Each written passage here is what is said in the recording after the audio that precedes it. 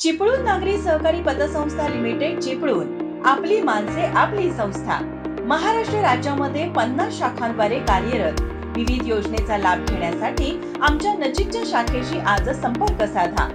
शाखा साने गुरुजी वसाहत 0231 232 3407, Rajarampuri 90 28 00 71 59, station road 0231 253 24 06, प्रधान कार्यालय सहकार भवन चिपळूण, जिल्हा रत्नागिरी। धुकं घोंगावतंय, थंडी वाजतीये, कोल्हापूर गारठलंय।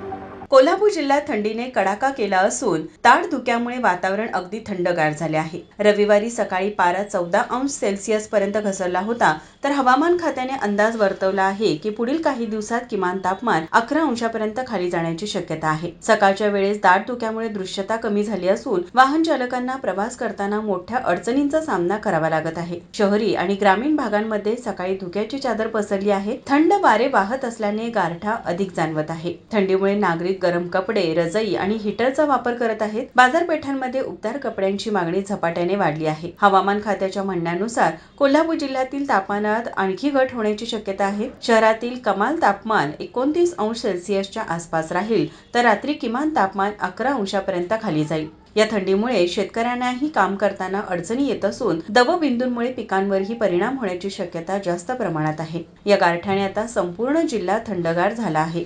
माझा महाराष्ट्र न्यूज, कोल्हापूर।